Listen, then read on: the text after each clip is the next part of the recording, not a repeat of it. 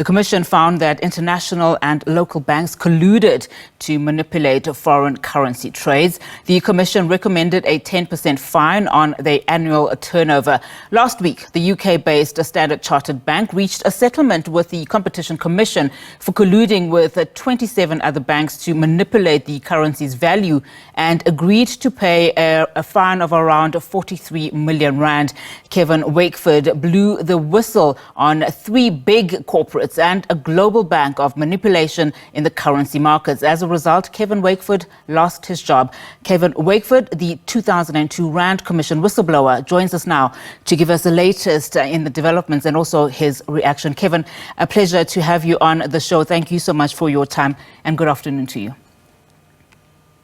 Good afternoon, Unati. Well, Kevin, you have come a long way, since the Rand Commission's recommendations. Just give us your reaction then to the latest, the Competition Commission Tribunal's announcement, that Standard Chartered admitted liability essentially for its part in the currency manipulation. Of course, now we know 27 other banks were, doing the same thing, at least between 2007 and 2013. Your reaction? Well, I think it's very sad that we haven't learned anything from the 2002 Commission. And I think it's also very sad that, if you look back at the value of our currency, we now, we've lost about 300%. You pay 3 times more for everything, and we've devalued considerably. So, that impacts on the working class, it impacts on consumers, of course, but it even impacts on the poor because, food inflation, fuel inflation, high interest rates, all bog down an economy. So I think, one needs to carefully re-examine and review the existing setup, and we need to find ways and solutions. It's going to be no good to hang out a few traders to dry. It's about the concentration of power of our banks. 4 to 5 banks control over 90% of our banking sector. And they're very powerful institutions. Strangely enough, our financial sector is a leader in the developing world. And I think we should be proud of that. But what we can't be proud of is an economy that's debasing and that's getting weaker and weaker, and the poor are suffering more and more. So what's required ultimately is a disaggregation of the banks, number 1, a review of our competition law, number 2, a legislative review of the entire sector, because we have very stringent standards and very stringent protocols and laws and regulations that govern the sector. But it seems to me that the wolf has been looking after the chicken pen, We're not changing. And the 2002 debacle, although the commission then was a damp squib, I do think it's absolutely necessary for our people and for the political economy of this country to have a total relook at how people are managed in the banking system. We need to lift the corporate veil. We need to pierce it and have a good look at what's really happening.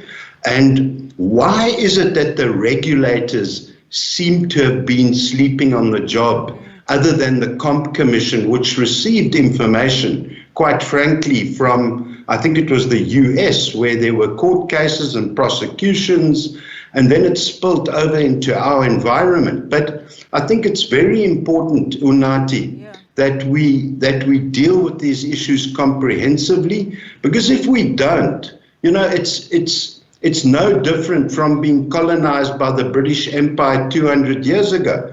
The only difference is we don't have soldiers in red jackets. It's a weakening currency. And Kevin, I want us to unpack this. I mean, you've mentioned several things, and I want the public to also understand, because this matter is very complex. Let's go back to 2001. when the Rand collapsed from 7 Rand 60 to 13.84 to the US dollar. You blew the whistle back then on Rand manipulation. Just walk us through what you uncovered and the subsequent investigations. I think it's important so that we know what changes then need to be made. Well, I received information from an undisclosed source, somebody who had been inside of the financial services sector. They passed that information to an intermediary who passed it on to me. And looking at the situation, particularly for small business, who the SA Chamber of Business in those days represented, we did have big corporates as members, but we had 40,000 small businesses that, felt the impact of a weakening currency. So for them, it was a key issue. So I didn't have the real hardcore evidence, so I reported it to the then President Thabo Mbeki. And President Mbeki acted quickly. I reported it in early January 2002. He sent his economic advisor to meet me, Professor Wiseman and Kuglu.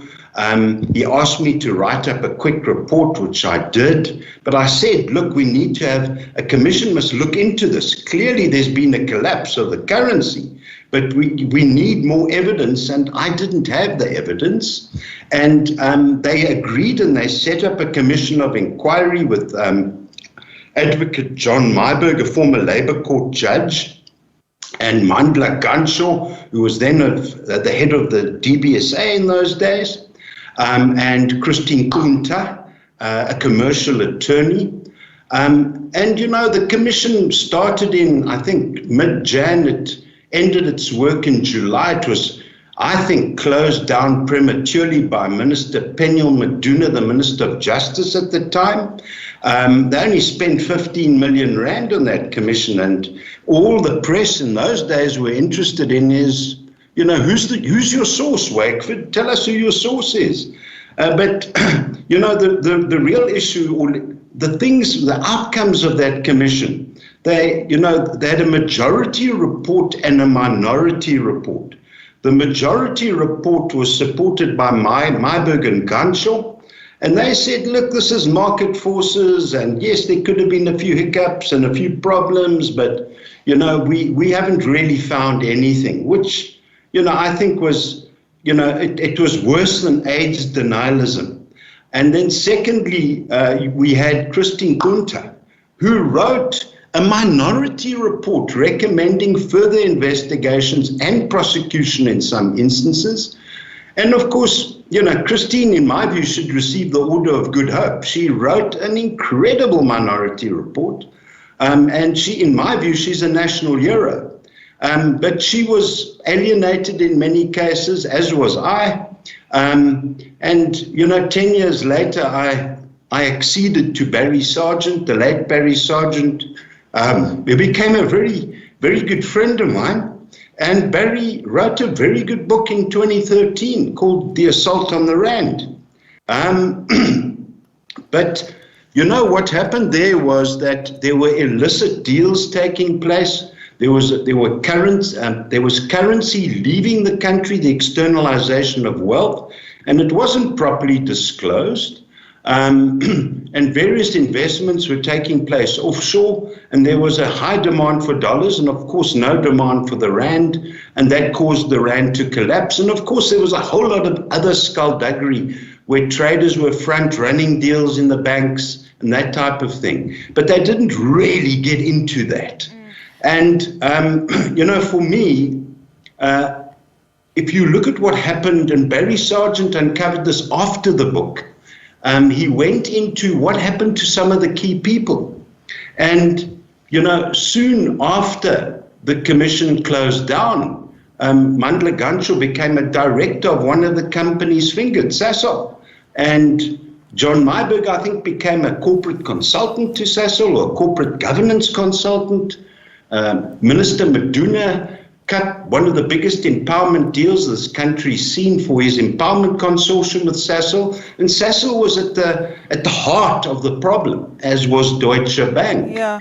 Kevin, but there were many others, I'm sure. But thank you so much for your time and the work that you have done